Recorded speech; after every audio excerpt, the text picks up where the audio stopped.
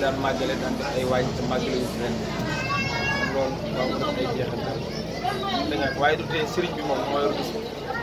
ñëpp danañ berndew ñëpp danañ doxal ñëpp danañ suñu bu soobee loolu suñu mbir mbirum sëriñ bi la.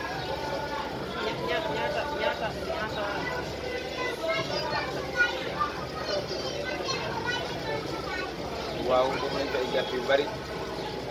def nañ ko ñaari nag ak ay xar ak ay ginaar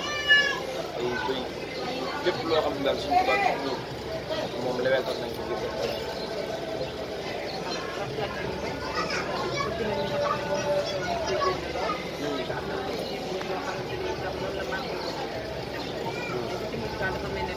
nan leen catal bi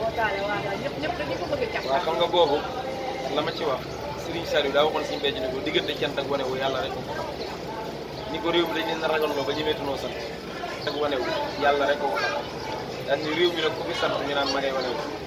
daal ni ñun ñoo koy wane wu li ñu am ku ko am dëkkee wax nañu wax daal ñu wax ba ko ci laa sa wax na nga jëf te boo jëfee na nga wax li la yàlla defal ñàkk a wax rek a di cat maanaam cell ci li la yàlla defal li cell bañ koo wax loolu moo di cat moo tax ma ni wax ji nag doonte cat la ci ñun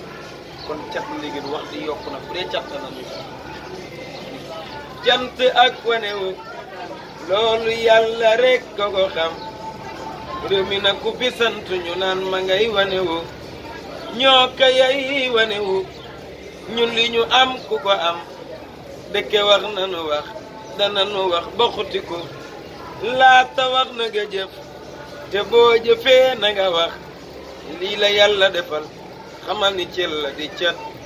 wax ji donte cat la ci ñun kon de cat la li gën